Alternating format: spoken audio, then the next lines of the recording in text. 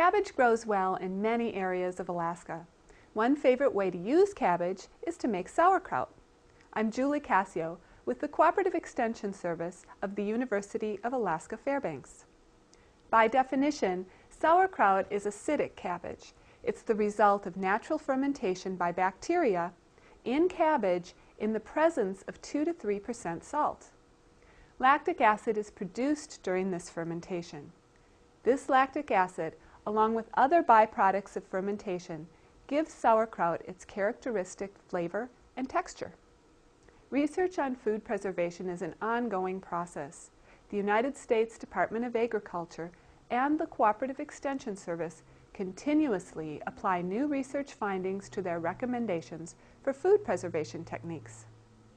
The guidelines in this module may be revised as additional knowledge is gained that may increase the margin of safety or improve the quality of home-preserved foods. Consult your local Cooperative Extension office annually for updated information. You may do this through telephoning us, through looking for our resources on the web, or through our publications.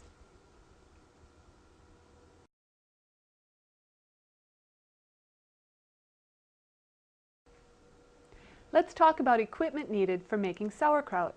A 1-gallon size container is needed for each 5 pounds of fresh vegetables.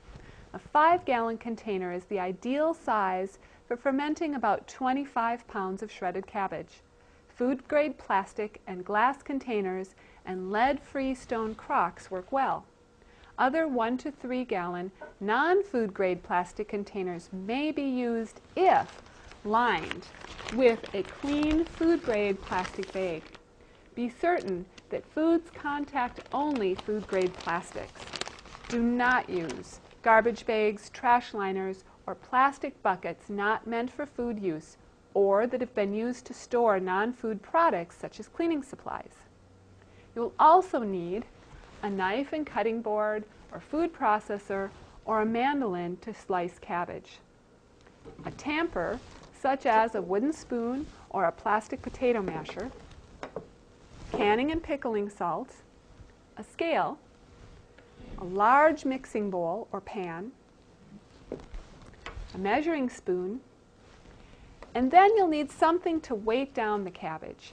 It may be a muslin cloth, fat plate that fits snugly inside your container and a non-metallic weight, or a brine-filled plastic bag. Okay, let's grab our cabbage and get ready to slice it up.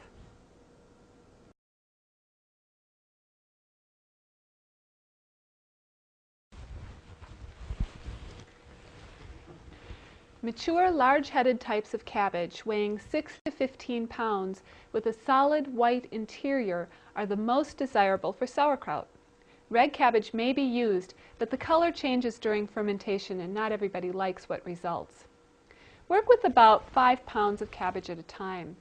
Remove the outer leaves and any portions that don't look very good, anything undesirable. Wash them and then drain them, which I've already done. Cut the cabbage into quarters.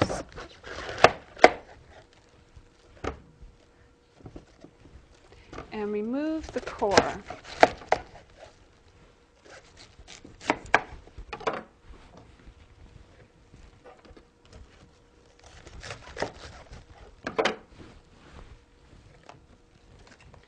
Then you're going to cut it into thin shreds, either using a mandolin, a shredder, or a knife.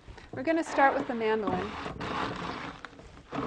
You do have to be careful when you're using a tool like this, not to get your fingers close to the blade.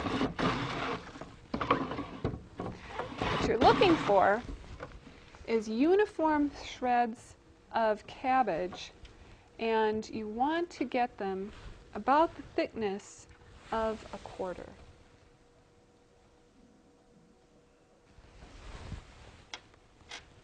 If you have larger shreds of cabbage, pick those out and put them aside. You can use those later for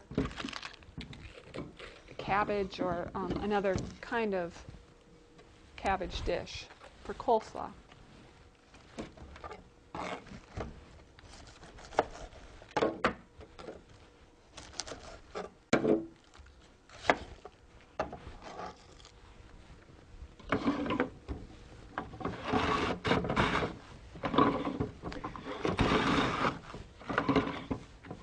importance of having shreds of cabbage that are the same thickness is because of the fermentation process. You want them all to ferment about the same length of time.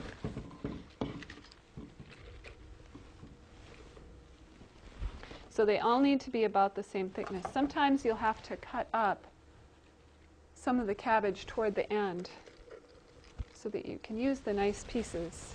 You can also, if you don't have a shredder, just use a knife and cut all the shreds from your cabbage by hand.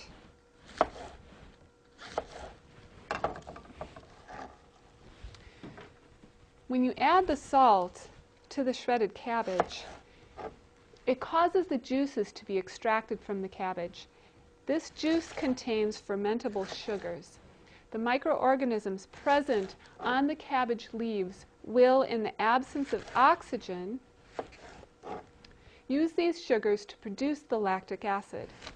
The acid is then what preserves the cabbage. It's very important to use the correct amount of salt when you're making cabbage. Less salt will cause the cabbage to spoil rather than to ferment. So if you want a product that has less salt, you still use the same amount of salt while you're fermenting the sauerkraut. But when the kraut is finished and it's been fermented, before you're ready to eat it, you can rinse off some of this excess salt. And we need just a little bit more cabbage in here. We're looking for 5 pounds of cabbage. The proportion of salt that you need to cabbage is 5 pounds of cabbage to 3 tablespoons of salt. So when we've gotten a little bit more cabbage, we're going to measure it out, taking out our larger pieces. Sometimes, depending upon how you're holding the cabbage, you can see how this one is really thick. And since it's the rib of the cabbage, you really need to make sure that it's thin enough.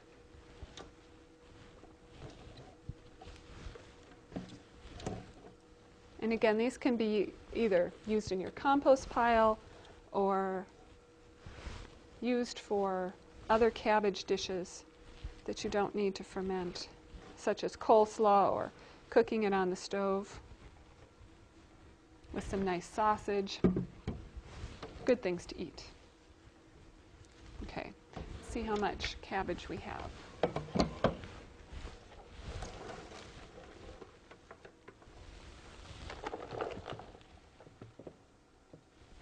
Let's see if I can do this balancing act so the container doesn't fall off of my scale as I'm putting the cabbage into measure.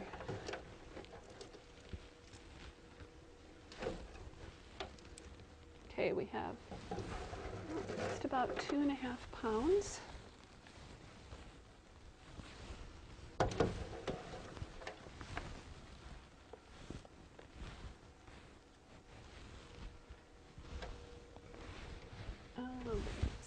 Okay, and we're going to add this to cabbage that we already have measured, which is another 2.5 pounds, into our large container.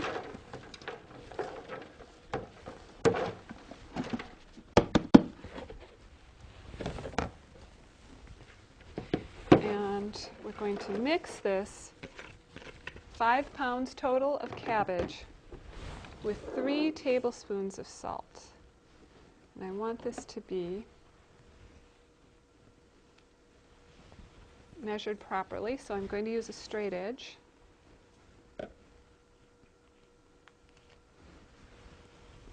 And sprinkle it all around my cabbage.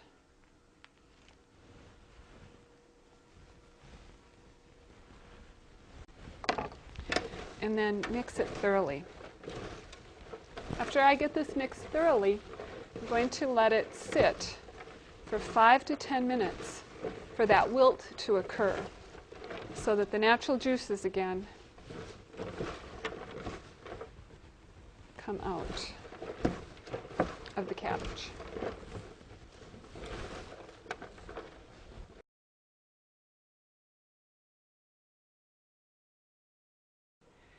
While we have been waiting for the cabbage that had the salt mixed into it to wilt, I've also chopped up some other cabbage, shredded it very finely, and I wanted to show the difference between cabbage. This is 5 pounds of cabbage with 3 tablespoons of salt added to it, and how this is beginning to wilt, and this is 5 pounds of cabbage that has not had the salt added to it yet. The salt that we've had wilting the longest is in this container. We're going to transfer it to a suitable fermentation container.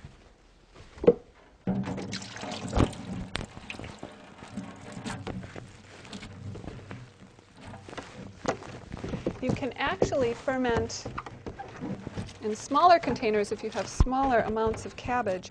And later we'll show you the quart jar method for fermenting cabbage and making sauerkraut. Right now we're going to go through the method for fermenting cabbage, large amounts of cabbage in a larger container. I'm going to pack that down, but in the meantime I want to get this cabbage started wilting.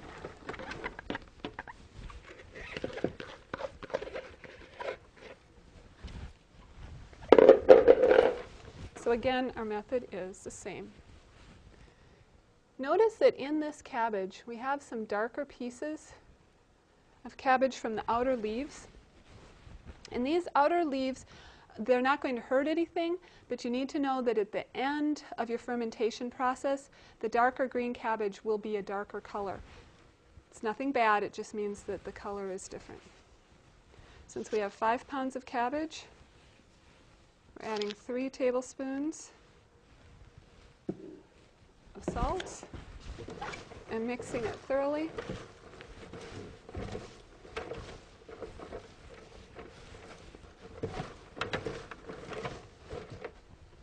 To set aside and allow it to wilt.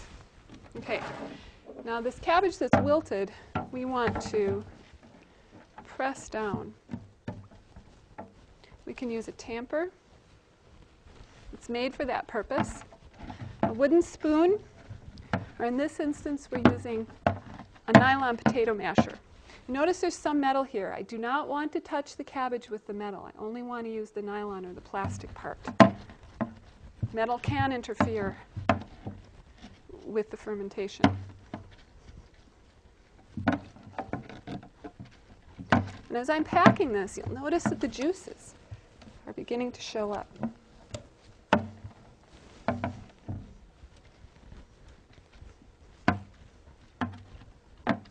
This takes some energy. So the strong person in your house is a good candidate to recruit for this part of the method.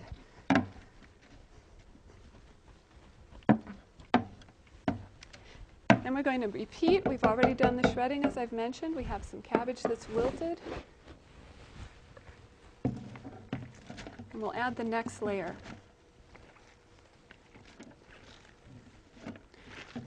It's much easier to work with 5 pounds of cabbage at a time and layer it. You get a better opportunity to get as many juices out of the cabbage as possible.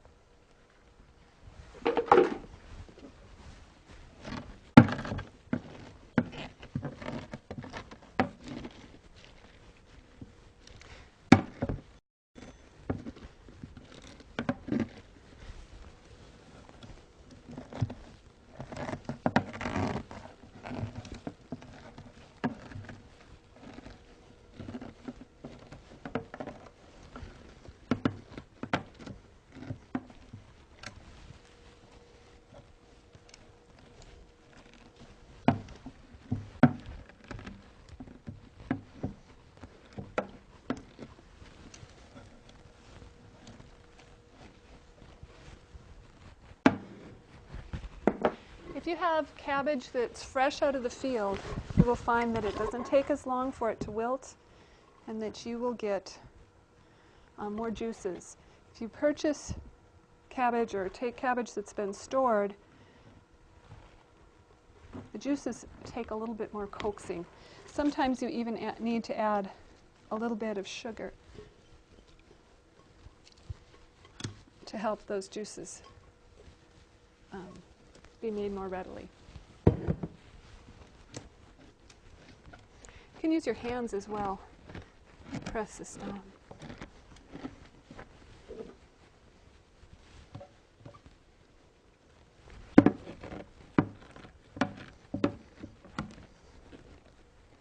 This glass, or this plastic container is fun. Glass is too, because you can actually see the layers that you've put into the container.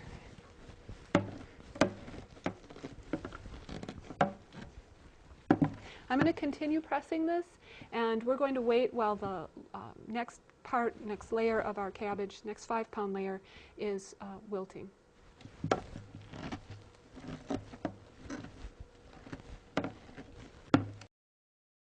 If the final batch of cabbage is less than 5 pounds, adjust the salt.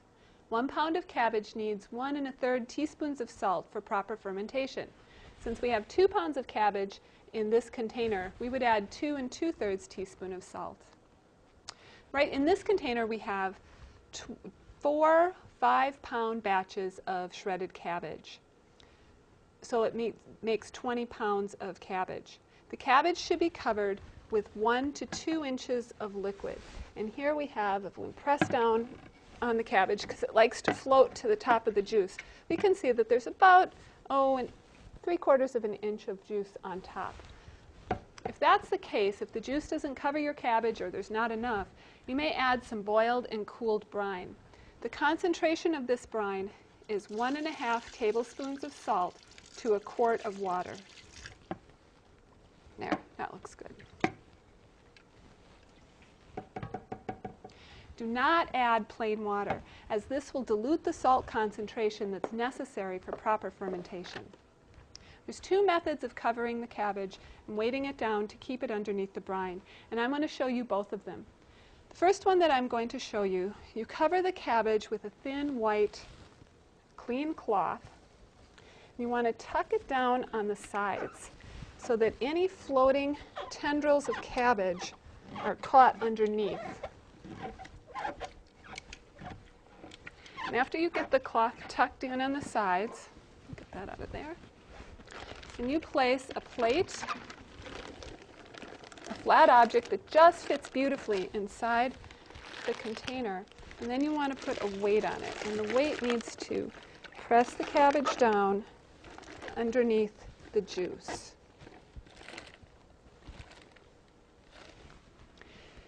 Okay? That's one of the methods that you can use. And the weight could be a weight like we have here. It could be jars filled with brine that are seated on top, just so that it's heavy enough to keep the cabbage underneath the juice.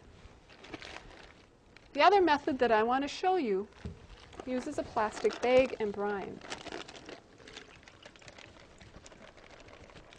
We'll set this aside for now. You fill it with brine in case there's a leak in the bag. So you take your plastic bag. Oh, we need to take this out. I don't want to lose any of this wonderful juice.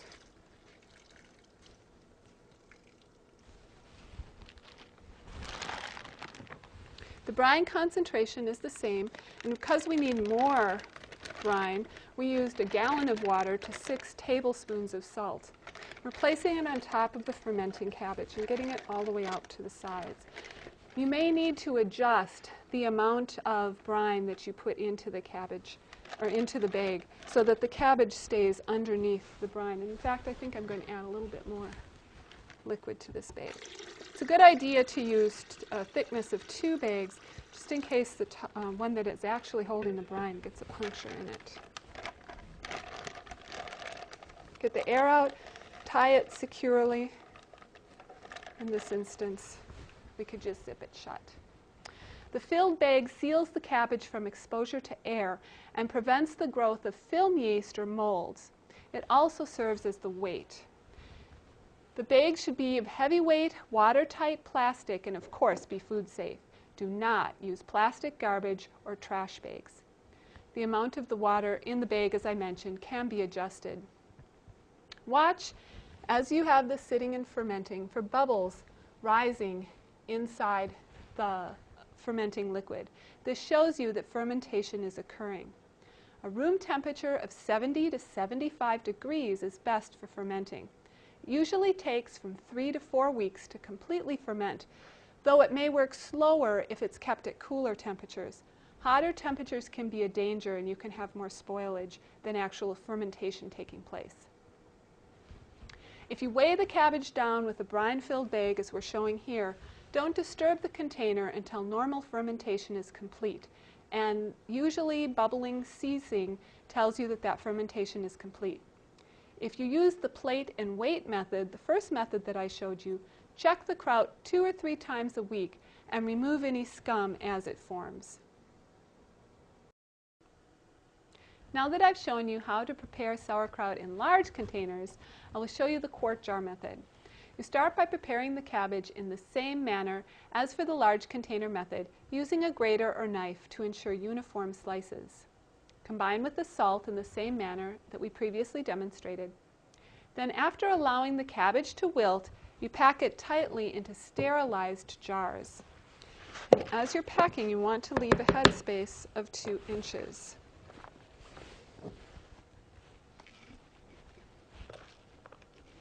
Takes a little bit to get to that 2-inch space because we'll start with 2 inches, but as we pack it, of course it gets compressed.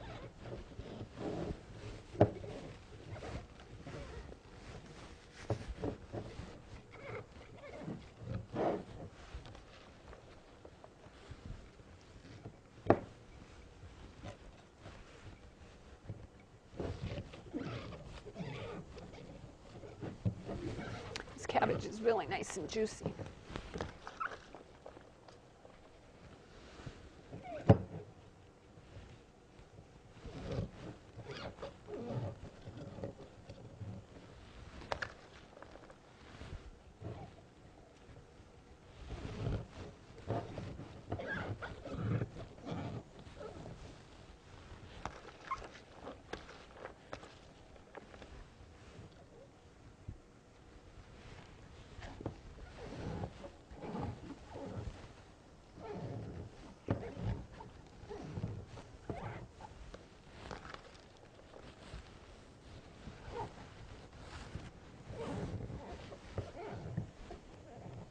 Just a little more.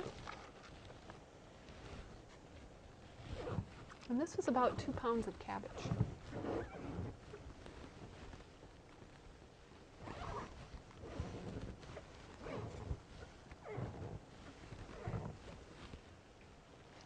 Okay, so as you can see, that leaves liquid on top of the cabbage, and there's about 2 inches of headspace between the top of the liquid and the edge of the jar.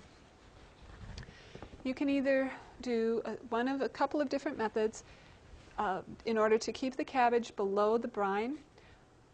Pack a clean cloth into the headspace to keep the cabbage in the liquid, and then put some kind of a weight on top of it.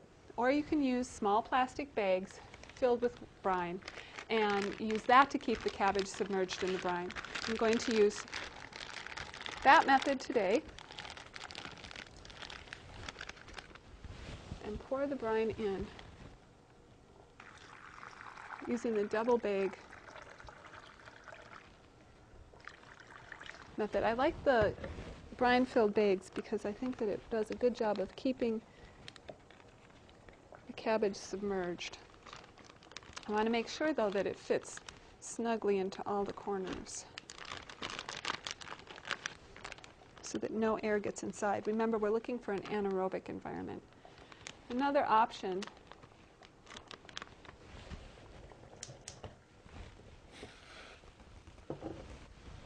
you could do instead of the brine-filled method is to take the bag out, have the cloth inside, put the lid on top of the rim of the jar, and put a band around it and tighten it. Not so tight, or not too tight, but tight enough to keep air out. Again, we're looking for that anaerobic environment. Let it ferment 6 days. Sometimes it takes a little longer if you have cooler temperatures in the room where the sauerkraut is working. until the liquid has a chance to settle and bubbles no longer rise to the surface.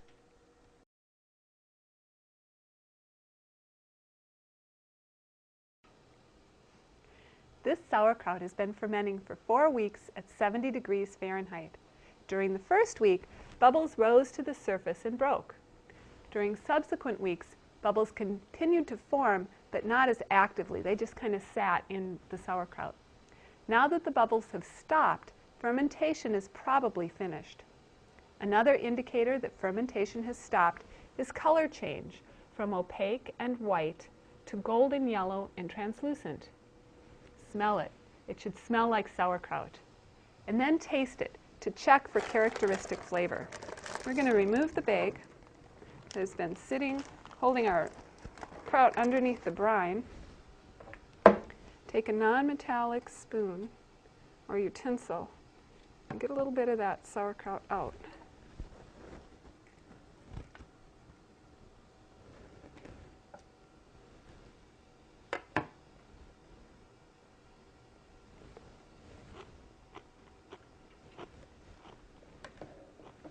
It tastes like sauerkraut. You may notice residue on the inside of the container. This is salt sediment left behind from moisture evaporation. It's not going to hurt anything. Fully fermented kraut may be stored in the refrigerator, in the freezer, or on a shelf after being canned. In the refrigerator, sauerkraut can be kept tightly covered for 2 to 3 months. Make sure sufficient juice covers the kraut before storing it in the refrigerator. You can use any kind of non-metal container.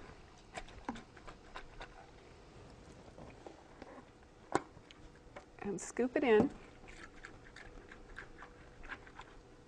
This particular container is a freezer container. You can check that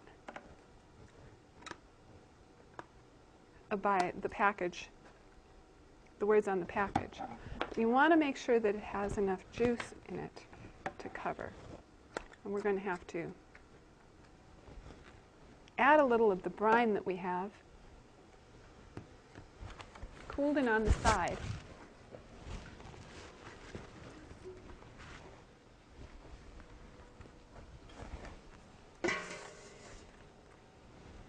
So we have enough brine to cover.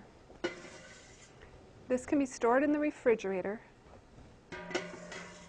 for 2 to 3 months. As long as it's kept tightly covered.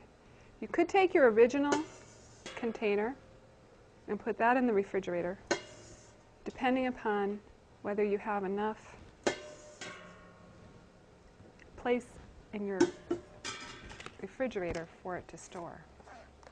Okay, set that aside and put it in the refrigerator a little later. To store it in the freezer, pack your kraut and juice in rigid plastic moisture vapor-proof freezer container, a glass jar, leaving 1.5-inch headspace for expansion, or in plastic freezer bags. Make sure that you mark the freezer bag or the lid of your container with a permanent marker. Say the date frozen, indicate that it's sauerkraut, because when you have containers in the freezer, it's sometimes difficult to distinguish what they are. And you can store it in the freezer for best quality no more than 8 to 12 months. For canning the sauerkraut, place your boiling water canner on your heat source with enough water to cover the jars by at least 1 inch. Kraut can either be hot packed or raw packed. To hot pack, empty the kraut from the container that it was fermented in into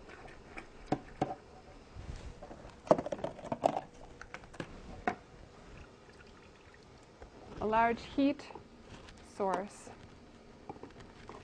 and bring it to 185 to 210 degrees. That's a simmering temperature. Do not boil. We'll be back when our kraut has come to a simmering temperature.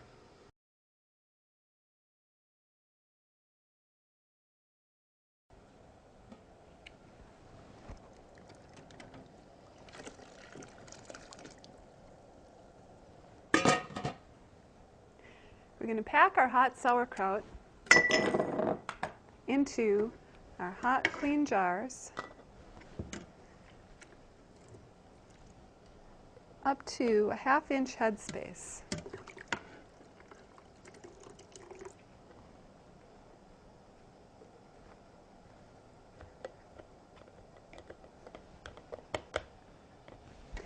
Then we'll put in the juice to fill in those holes.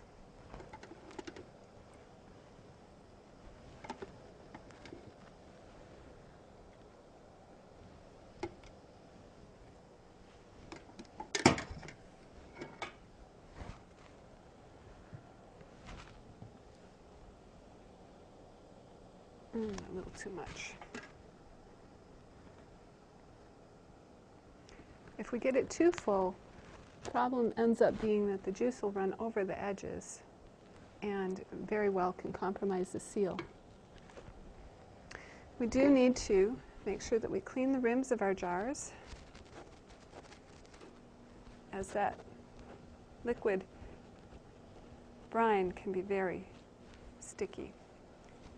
Then we're going to take the lids that have been softened according to manufacturer's directions, about 2 minutes in hot water, and add the lids that will keep the, or add the rings on that will keep the lids from popping off during the processing. We'll add our hot liquid hot jars to our boiling water in the boiling water bath. And as soon as that comes back up to boil, we want to set our timer for the correct processing time. It's important to start the processing time when the water comes to a boil. Jars should be processed for 10 minutes when they're pint jars and 15 minutes when they're quart jars. After the processing time has elapsed, remove the jars, set them upright, and allow them to cool. And when they're cool, of course, we're going to label. To raw pack, pack your clean jars with unheated kraut and liquid, leaving a 1/2 inch headspace again. This time you're going to start with cool water in your canner and bring the whole thing to a boil. Start your processing time again. When the boil comes up, it will be processed 20 minutes for pint jars and 25 minutes for quart jars. If you have fermented your cabbage into sauerkraut using the quart jar method, you will pack it only using the hot pack method. So we're going to remove the brine-filled bag from the top that has held the kraut underneath the brine during the fermentation process. We're going to put it into a pan of cool water up to the rim of the neck of the jar. And we're covering that pot and putting it on our heat source. We're going to bring that to a boil and boil it for 10 minutes. Alternately, if you wanted to take it out of the jar, you could pour the kraut into a container and put it on the heat source. Again, though, you want to boil it for 10 minutes. This is different than what I told you about processing with a hot pack for sauerkraut that had been processed, or fermented rather, in a larger quantity. With the 1 quart jar method, you need to have that added measure of safety of boiling the liquid and the kraut together for 10 minutes before you place it into the jar. Then you will follow the hot pack procedure. So now we've gone over 3 methods of storing your sauerkraut. You can either put it in the refrigerator in a tightly covered container, store it in the freezer in a freezer-proof container, or make it shelf-stable by heat processing it and storing it on the shelf.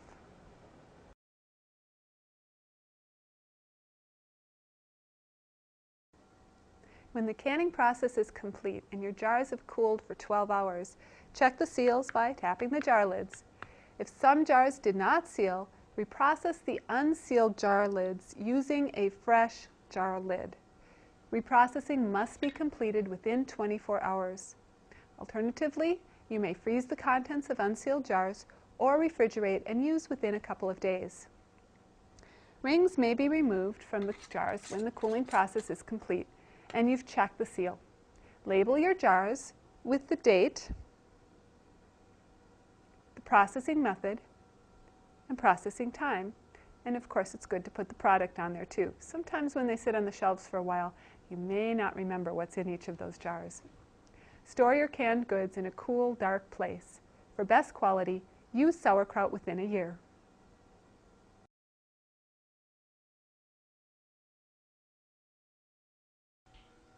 People often have questions about spoilage in sauerkraut.